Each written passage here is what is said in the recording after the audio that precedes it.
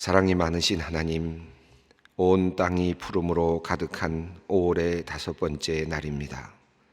신선한 공기를 마시며 예배당으로 나오는 길이 상쾌합니다. 우리에게 새로운 날을 주시고 이 날을 축복하여 주시니 감사합니다. 이 날이 우리에게 기쁜 날이 되기를 원합니다. 좋은 소식이 있는 날, 어려운 문제가 풀리는 날, 멋진 미래의 씨앗을 심는 날, 웃음이 있는 날, 회복이 있는 날이 되게 하여 주시옵소서. 이른 아침 주님 앞에 나와 말씀을 듣고 기도하는 자리가 주님의 음성을 듣는 자리, 주님의 인도하심을 받는 은혜의 자리가 되게 하여 주시옵소서. 하나님, 오늘은 어린이날입니다. 우리 가정에 귀한 생명을 허락하여 주신 주님께 감사를 드립니다. 갓 태어난 영아들을 보면서 하나님의 창조의 위대함을 느낍니다. 하나님의 섬세하신 손길과 위대하신 능력이 담겨 있음을 확인하게 됩니다. 자라나는 아이들을 보면서 하나님께서 만드신 하나님의 형상을 담은 순수한 인간의 모습이 어떠한지를 느끼게 됩니다. 어린아이와 같지 아니하면 결단코 하나님의 나라에 들어갈 수 없다고 말씀하신 그 주님의 말씀의 의미가 무엇인지 깨닫게 됩니다. 하나님, 천사와 같은 예쁘고 귀엽고 사랑스러운 아이들을 우리들에게 보내주셔서 우리에게 기쁨을 주셨으니 우리가 어찌 주님께 감사를 드리지 않을 수 있겠습니까? 아이들을 통해 우리가 기쁨과 위로를 얻었습니다. 아이들을 통해 우리가 진정한 사랑이 무엇인지 알게 되었습니다. 아이들을 통해서 기도해야 함을 배우게 되었습니다. 아이들을 통해서 주님을 의지하는 법을 알게 되었습니다. 아이들을 통해서 이 세상을 살아갈 용기와 힘을 얻게 되었습니다. 아이들을 통해서 열심히 일해야 할 동기를 찾게 되었습니다. 아이들을 통해서 바르고 정의롭게 살아야 할 이유를 또한 알게 되었습니다. 하나님, 하나님께서 우리에게 보내주신 아이들은 하나님께서 우리에게 주신 최고의 축복이며 선물입니다. 감사와 찬송을 올려드립니다. 하나님, 자라나는 우리 아이들을 위하여 기도합니다. 먼저 우리 아이들의 건강을 위하여 기도합니다. 나이에 맞게 지혜가 자라고 키가 자라고 마음도 자라나게 하여 주시옵소서. 우리 아이들이 병마에 희생되는 일이 없었으면 좋겠습니다. 하나님께서 주신 귀한 생명을 아름답게 꽃 피우며 미래를 위해 힘차게 준비하며 성장하도록 우리의 아이들을 이끌어 주시옵소서. 공부하는 아이들에게 지적인 능력과 신체의 건강을 주시옵소서. 온전한 성인으로 하나님의 사람으로 잘 자라나게 하시고 다른 이들과 함께하는 사회적 능력도 커져가게 하여 주시옵소서. 다른 이들과 소통하는 법도 배우게 하시고 자신을 적절하게 드러내는 법도 알게 하여 주시옵소서. 다른 이들을 배려하는 법도 배우게 하시고 자신의 미래를 준비하기 위해 최선을 다하는 법도 알게 하여 주시옵소서. 특별히 올해 입시를 앞에 두고 있는 우리 자녀들에게 마음의 평안과 공부를 향한 열정과 신체의 건강을 허락하여 주시옵소서. 하나님, 무엇보다 우리의 아이들이 하나님의 살아계심을 알고 주님을 바르게 섬기며 주님께 예배하는 하나님의 사랑스러운 자녀들이 되기를 원합니다. 영원한 생명을 얻어 주님의 자녀가 되기를 원합니다. 주님의 교회를 충성스럽게 섬기며 하나님의 나라를 이루어가는 구원받은 성도가 되기를 원합니다. 성령께서 역사하시어 우리 자녀들에게 이러한 하나님의 은혜를 듬뿍 내려 주시옵소서. 하나님, 아이를 간절히 원하지만 아직 허락하심을 받지 못한 가정이 있습니다. 간절히 생명을 사모하는 이들에게 하나님께서 오늘 은혜를 내려주시기를 기도합니다. 순조롭게 아이를 갖게 하시어서 기도하고 간구하는 모든 가정들이 생명을 얻는 기쁨으로 충만케 하여 주시옵소서. 하나님, 과거와 달리 최근에 아이를 낳으려는 이들이 점차 줄어들어 이제는 1년에 30만 명이 채 되지 않는 아이가 한국에서 태어나고 있다고 합니다. 하나님, 이 민족에게는 참으로 암울한 소식이 아닐 수 없습니다.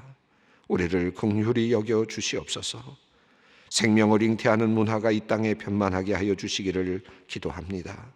가정을 이루고 아이를 낳아 키우는 이를 존귀하게 여기고 자랑으로 여기는 문화가 만들어지게 하시고, 모든 젊은이들이 하나님께서 주시는 생육과 번성의 복을 누리게 하여 주시옵소서. 하나님, 우리 아이들을 키우는 부모님들을 위하여 기도합니다. 기도하며 하나님을 의지하며 지혜롭게 아이들을 키울 수 있도록 힘과 능력을 주시옵소서. 부모님들에게 깊은 믿음을 주셔서 또한 우리 아이들을 신앙으로 잘 키워낼 수 있도록 이끌어 주시옵소서. 부모들이 자녀들을 위해 기도할 때마다 주님께서 이들의 기도를 들으시고 응답하여 주시옵소서. 하나님, 불치의 병을 앓고 있는 어린이를 키우며 치료하며 간호하는 부모님들이 있습니다. 이들을 위로하여 주시고 이들의 간절한 자녀를 향한 기도를 응답하여 주시옵소서. 장애를 가진 자녀를 돕기 위해 애쓰며 안타까운 마음으로 기도하는 부모님들이 있습니다. 하나님께서 이들의 간절한 기도를 들어주시옵소서. 주님을 의지하는 깊은 믿음을 주시고 마음의 평안을 내려 주시옵소서. 미혼모가 되어 아이를 낳아야 하거나 아이를 낳아 키우고 있는 어린 엄마들을 주님께서 위로하여 주시옵소서. 하나님께서 주시는 생명의 귀중함을 알게 하시고 미래에 대한 걱정을 주님께 맡기고 주님께 기도하며 아이를 잘 키워내게 하여 주시옵소서. 하나님, 이런저런 이유로 부모와 떨어져 살고 있는 아이들이 있습니다. 한창 사랑이 필요한 때에 부모의 사랑을 받지 못하고 자라나는 아이들을 주님께서 돌아보아 주시기를 기도합니다. 주님께서 부족한 사랑을 더 큰 사랑으로 채워주시고 필요한 모든 것들을 공급하여 주시옵소서. 하나님, 이 세상에는 태어나자마자 빈궁함 속에서 끼니를 걸으며 영양실조가 되어 가는 아이들도 있습니다. 하나님, 돕는 손길을 허락하여 주시어 아이들이 목마르거나 배고프지 않게 하시고 건강한 모습으로 자라나 하나님께서 주신 생명의 그 가치를 이루어내게 하여 주시옵소서. 고아원에서 자라나는 아이들도 있습니다. 부모의 사랑을 받지 못하고 살아가는 아이들에게 하나님의 사랑을 알고 배울 수 있도록 주님께서 이끌어 주시고 부모를 원망하기보다 하나님을 아버지로 모시고 신앙 안에서 잘 자라나도록 은혜를 베풀어 주시옵소서. 하나님, 이제 주님의 말씀 앞으로 나아갑니다. 오늘도 주님께서 우리에게 귀한 말씀으로 먹여주시기를 원합니다. 은혜를 누리며 만족함으로 세상으로 나아가 기쁨을 누리며 세상을 섬기게 하여 주시옵소서. 예수님의 이름으로 기도드리옵나이다. 아멘. 오늘 말씀입니다. 창세기 29장 31절로 35절 말씀, 창세기 29장 31절로 35절 말씀 함께 봉독하겠습니다. 여호와께서 레아가 사랑받지 못함을 보시고 그의 태를 여셨으나 라헬은 자녀가 없었더라. 레아가 임신하여 아들을 낳고 그 이름을 르우벤이라 하여 이르되 여호와께서 나의 괴로움을 돌보셨으니 이제는 내 남편이 나를 사랑하리로다 하였더라. 그가 다시 임신하여 아들을 낳고 이르되 여호와께서 내가 사랑받지 못함을 들으셨으므로 내게 이 아들도 주셨다 하고 그의 이름을 시므온이라 하였으며 그가 또 임신하여 아이들을 낳고 이르되 내가 그에게 새 아들을 낳았으니 내 남편이 지금부터 나와 연합하리로다 하고 그의 이름을 레위라 하였으며 그가 또 임신하여 아들을 낳고 이르되 내가 이제는 여호와를 찬송하리로다 하고 이로 말미암아 그가 그의 이름을 유다라 하였고 그의 출산이 멈추었더라. 아멘. 오늘 본문부터는 이제 야곱의 아들들이 태어나는 내용입니다. 그 첫 번째 내용이 오늘 레아의 아들들, 야곱이 그러니까 두 처와 또 두 종을 통해서 아들을 이제 낳게 되는데 12아들을 낳고 이제 열방을 이루게 됩니다. 큰 민족을 이제 이루게 되는 거죠. 그 내용이 이제 오늘부터 이어지는 말씀 가운데 들어 있습니다. 특별히 오늘은 이제 레아가 아들을 낳는 장면인데 조금은 불행한 인생이죠. 동생을 원했는데 아버지가 들어가라고 해서 몰래 들어가서 사실은 본인 자신도 속이는 자가 된, 그래서 처음부터 사랑을 받지 못하는 상태로 그의 인생이 시작되었던 참 불행한 한 여인의 이야기이죠. 그런데 그럼에도 불구하고 아들을 이제 넷을 낳는 이야기입니다. 오늘 특별히 어린이날인데 이 아이가 태어나는 본문이에요. 그래서 또 의미 있게 같이 볼 수도 있을 것 같습니다. 오늘 본문 먼저 우리 31절을 먼저 읽어보도록 하겠습니다.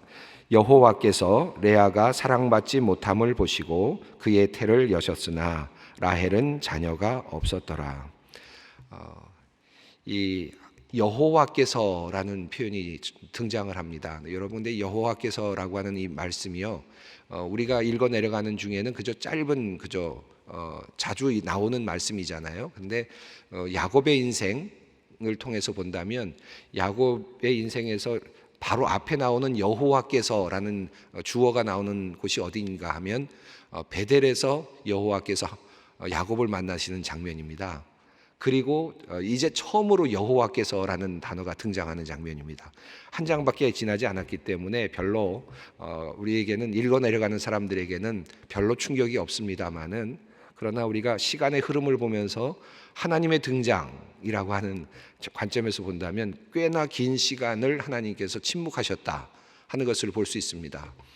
베델에서 야곱은 여호와를 만났는데 여기가 바로 하나님의 집이다라고 하나님께서 나와 함께 하시고 내가 고향으로 온전하게 돌아갈 수 있도록 해주신다면 제가 이렇게 하겠습니다라고 서원을 합니다. 그런데 야곱은 그 다음에 그가 하란으로 간 다음에는 하나님에 대한 말을 하고 있지 않습니다. 하나님을 의지하고 있는 것 같지도 않고 또 하나님께 기도하고 있지도 않습니다. 하나님의 침묵은 그가 우물가에 있을 때에도 있었고 또 그가 결혼하는 장소에도 하나님은 침묵하고 있어. 하나님의 등장은 없습니다. 그가 라반과 여러 이야기를 나누는 모든 장면에도, 계약을 이루는 장면에도 하나님은 등장하지 않습니다. 결혼식 날도 없고요. 자, 그런 그 시간이 흘렀고 그 다음에 7년 동안 일을 하지 않습니까? 그 7년 동안 일을 하고 그리고 이제 결혼식을 했는데 그 결혼식을 할 때 먼저 들어갔던 여인이 레아였죠. 그러니까 7년 동안의 시간 동안에도 하나님은 나타나지 않습니다. 그리고 이제 레아가 들어간 후에, 그리고 레아가 사랑을 받지 못하는 그 장면에서부터 다시 하나님께서 등장하고 계십니다. 그래서 31절 여호와께서라는 말은 굉장히 의미 있는 표현입니다. 그런데 여호와께서 누구에게 나타나셨느냐 하면 야곱에게 나타나신 것이 아니고 야곱이 사랑하지 않고 있는 레아에게 나타나셨다라는 것이 지금 오늘 이야기의 출발입니다. 레아가 사랑받지 못함을 보시고 라고 했는데요, 사랑받지 못함이라는 표현이 세노아라고 하는 단어로 되어 있는데 이 말은 사랑받지 못한다라는 말보다 좀 더 큰 말입니다. 무슨 말이냐면 미움을 받았다라는 뜻입니다. 사랑받지 못하는 정도가 아니라 미워했다, 야곱이 미워했다라는 뜻입니다. 그런데 하나님께서는 이 미워하는, 야곱이 미워하는 레아에게 하나님께서는 관심을 가지셨습니다. 그리고 그 레아에게 하나님께서 이제 무엇인가를 일을 하시는 거죠. 그리고 그가 사랑받지 못하는 모습을 보시면서 그의 태를 여셨다라고 이렇게 성경은 이야기하고 있습니다. 이 태라는 말은 히브리어로 레헴이라고 하는 단어로 사용되는데, 레헴에서 이 앞에 자음 글자들이 라헬이라는 것과 거의 같습니다. 그래서 이게 어떤 굉장히 그 특이한 언어적인 유희가 여기도 보이는데요. 레헴, 레아에게는 레헴을 여셨다. 그런데 라헬에게는 레헴을 열지 않았다. 이런 이제 표현이거든요. 그래서 레아에게 레헴을 열어 주시는 거예요. 태를 열어 주셨습니다. 하나님께서 이제 아이를 낳을 수 있는 태를 열어 주셨습니다. 참 안타깝죠.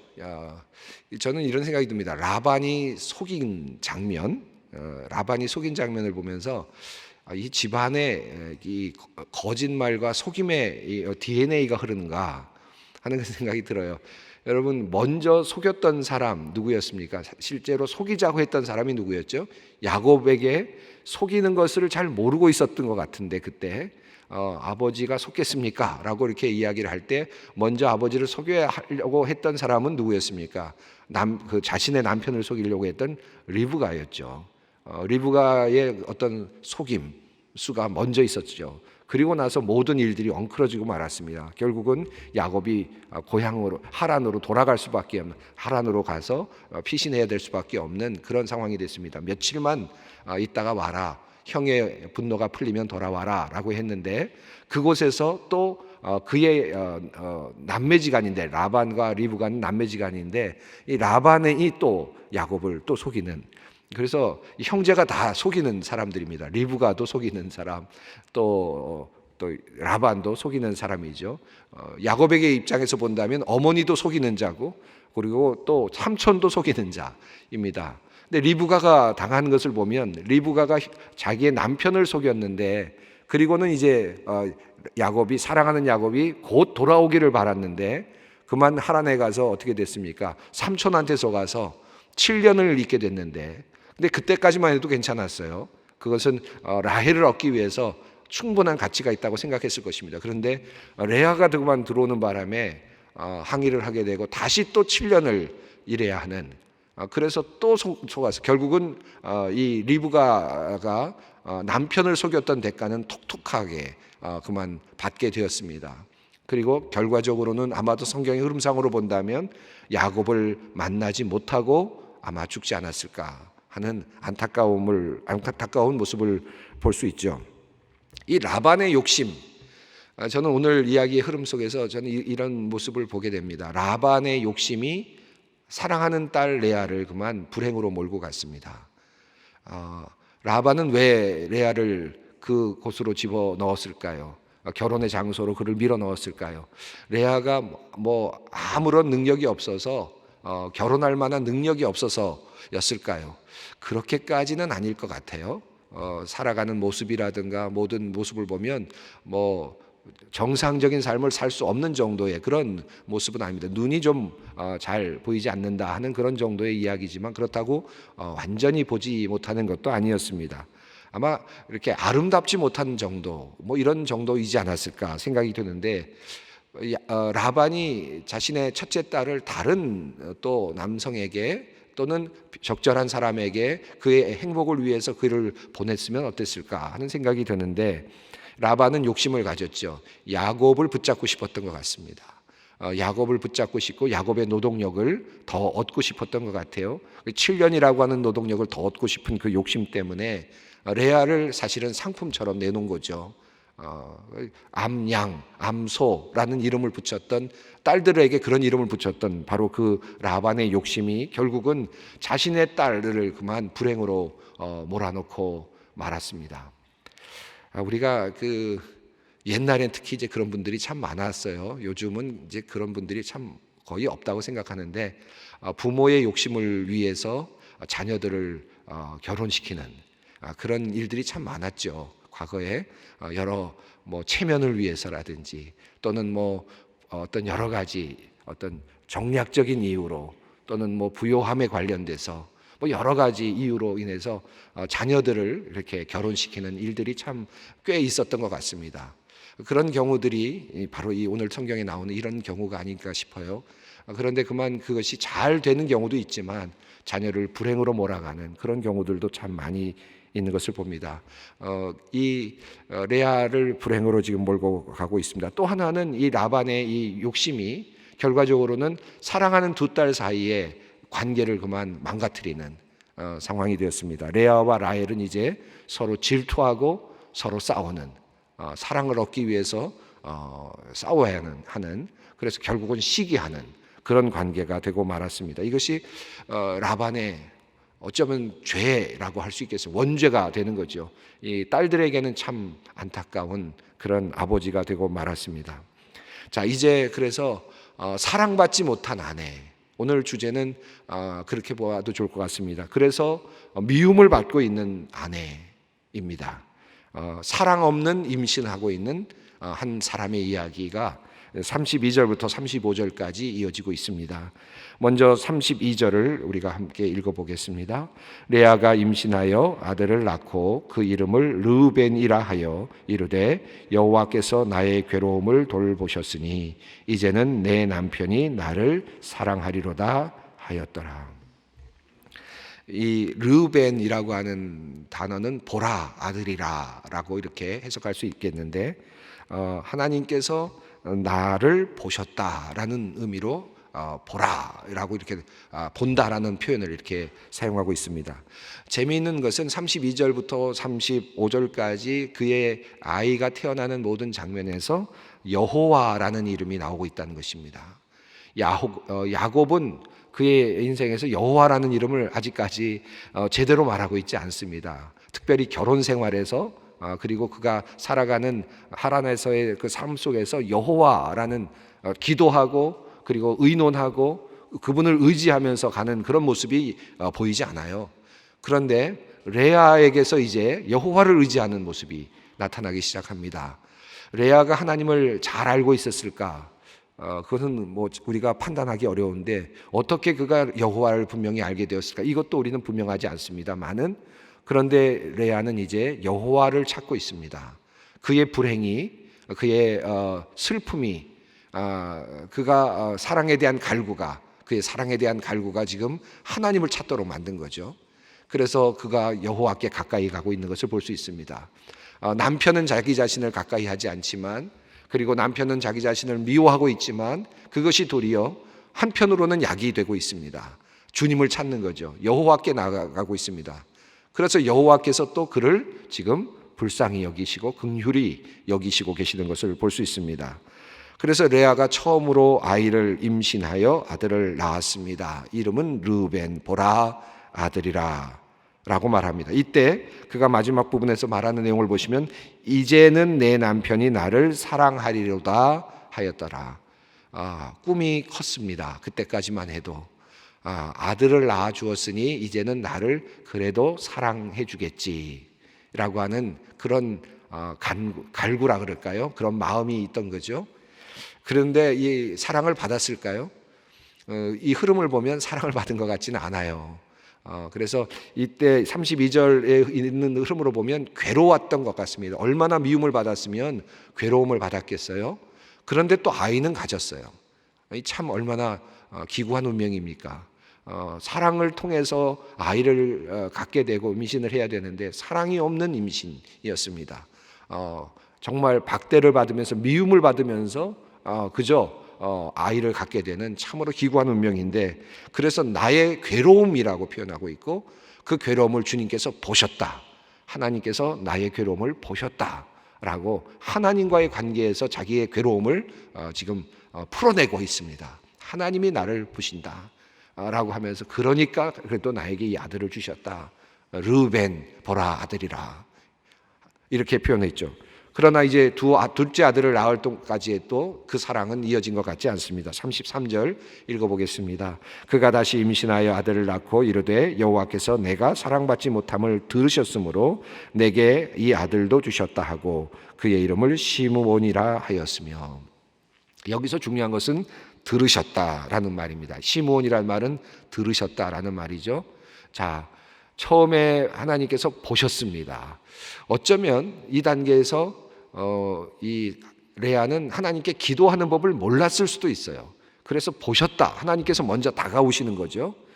그런데 두 번째 아들을 낳았을 때는 들으셨다라는 표현을 하고 있는 것을 보면 그가 기도의 자리로 나아갔다는 것을 의미한다는 것을 볼 수 있습니다. 그가 이제 그의 괴로운 것을 하나님께 이야기하기 시작했다. 하나님 괴롭습니다. 하나님 사랑을 받지 못합니다. 이 아픔과 괴로움을 하나님께 계속해서 하소연하는, 하나님과의 관계가 열리고 이제 하나님께 자기의 모든 아픔의 내용들을 주님께 올려드리는 그런 기도의 자리가 있었다라고 볼 수 있겠죠. 그 사이에 하나님께서 또 아들을 주셨습니다. 그런데 여전히 사랑을 받지는 못하고 있습니다. 내가 사랑을 받지 못함을 들으셨으므로, 내가 미움을 받고 있는 것을 주님께서 들으셨으므로, 얼마나 기구한 운명입니까? 안타깝게도 두 번째 아들을 낳는데도 남편으로부터 사랑을 받지 못하고 있습니다. 그의 이름은 시므온입니다. 들으셨다 라고 하는 이름이죠. 자, 이제 세 번째 아들을 낳는데 34절을 보겠습니다. 그가 또 임신하여 아들을 낳고 이르되 내가 그에게 세 아들을 낳았으니 내 남편이 지금부터 나와 연합하리로다 하고 그의 이름을 레위라 하였으며. 자, 이제 세 번째까지 나왔으니 이제 남편이 나와 연합하리로다. 이 여기서 연합한다라는 말은요, 두 가지가 있을 수 있죠. 서로가 동등한 위치에서 하나가 되는 연합. 이건 굉장히 바람직한 것이죠. 하나가 되는, 사랑으로 하나가 되는 연합. 이런 연합은 굉장히 바람직한 연합입니다. 그런데 여기서 사용된 이 연합은요, 조금 다른 표현입니다. 라바엘이라고 하는 표현으로 되어 있는데, 히브리어는 보통 어떨 때 사용되는 것이냐면 평등한 관계에서 종속되는 것이 아니라 종속적인 관계로 연합이 되는 것을 말합니다. 그러니까 종속적인 관계로 연합이 되는 것. 그러니까 여기서 뭐라고 말하느냐 하면 내 남편이 지금부터 나와 연합하리라 했습니다. 남편이 나에게 이제는 연합한다. 그런데 여기서 말하면 종속되는 것입니다. 왜냐하면 아들을 셋이나 낳았으니까 이제 나에게 어쩔 수 없이 따라올 수밖에 없어 라는 뜻이에요. 그러나 여전히 사랑은 받지 못하는 거죠. 아들 때문에라도 어쩔 수 없이 나를 이제 버리진 못할 거야 하는 그런 정도의 표현이죠. 그래서 남편이 나와 이제 나를 버릴 수 없지, 나와 어쨌든 책임을 져야 돼, 그런 의미로서의 연합입니다. 종속적으로 이제 나에게 붙들려 있다라는 것인데, 여기도 여전히 안타까움은 스며나오고 있습니다. 참 안타깝게 지금 세 아들을 지금 낳고 있어요. 네 번째 아들이 태어나는데 35절입니다. 그가 또 임신하여 아들을 낳고 이르되 내가 이제는 여호와를 찬송하리로다 하고 이로 말미암아 그가 그의 이름을 유다라 하였고 그의 출산이 멈추었더라. 여기서 네 번째 아이를 낳습니다. 그런데 그때에서야 이제 모든 관계를 누구와 갖고 있습니까? 하나님과 갖고 있습니다. 이제 남편을 보지 않아요. 더 이상 남편을 보지 않습니다. 그리고 하나님과 대화를 나누고 하나님을 의지해요. 그리고 하나님께 찬송합니다. 하나님이 주셨다. 그리고 남편 가지고 아이를 보는 것이 아니라 내 아이를 주신 하나님께 찬송을 하는 겁니다. 이제는 나의 아들들을 주신 하나님께 이제 찬송을 하는 겁니다. 남편 상관없이 남편을 종속시키려고 하는 그런 욕구도 이젠 버리고 모든 것을 버리고 이제는 하나님과의 관계를 맺고, 하나님께서 나에게 무엇을 주셨는가? 나에게 생명을 주셔서 감사하고, 하나님께서 나에게 무엇을 주셨는가? 나에게 그래도 사랑받지 못하지만 남편을 주시고, 하나님께서 나에게 무엇을 주셨는가? 나에게 자녀들을 주시고 내 아이까지 주셨기에 나는 하나님을 찬양합니다. 하나님과의 관계에서 모든 문제를 지금 해결하고 있음을 보게 됩니다. 시간이 많이 갔네요. 우리가 다음 시간에 좀 더 이야기하겠는데 한 가지만 이야기하겠습니다. 이 슬픈 인생입니다. 그런데 이 이야기의 흐름에서 사실은 주인공은 라헬 같은데요. 이야기의 흐름도 굉장히 많은 내용이 앞으로 라헬과 관련된 내용이 참 많은데, 정말 주인공은, 하나님께서 보시는 주인공은 누구였느냐 하면 사실은 레아였습니다. 이걸 우리가 앞으로도 보게 될 텐데요. 레아를 통해서 누가 나옵니까? 하나님께서 원하신 귀한 인물들이 나옵니다. 요셉도 물론 나오지만 요셉은 라헬을 통해서 나왔습니다만 그것은 당대에 나왔던 인물이고, 하나님의 큰 뜻이 이루어지는 모든 역사 속에는 이 레아의 자손들이 역사를 하게 됩니다. 레위의 자손을 통해서 누가 나옵니까? 모세가 나오고요. 그리고 누가 나옵니까? 아론이 나옵니다. 유다의 자손에서 누가 나옵니까? 다윗이 나옵니다. 그리고 정말 이스라엘 열국을 이루는 다윗이 나오고 왕들이 나오고, 그리고 그를 통해서 누가 나옵니까? 예수 그리스도가 나옵니다. 그러니까 하나님의 입장에서 보면 적자는 누구예요? 적자를 태어나게 한 진짜 부인은 누굽니까? 레아입니다. 우리가 미움받고 사랑받지 못하는 인생 속에서도 하나님의 역사가 이루어진다는 사실을 우리가 깊이 묵상할 수 있었으면 좋겠습니다. 우리 함께 기도하겠습니다. 하늘에 계신 우리 아버지, 아버지의 이름을 거룩하게 하시며 아버지의 나라가 오게 하시며 아버지의 뜻이 하늘에서와 같이 땅에서도 이루어지게 하소서. 오늘 우리에게 일용할 양식을 주시고 우리가 우리에게 잘못한 사람을 용서하여 준 것 같이 우리 죄를 용서하여 주시고 우리를 시험에 빠지지 않게 하시고 악에서 구하소서. 나라와 권능과 영광이 영원히 아버지의 것입니다.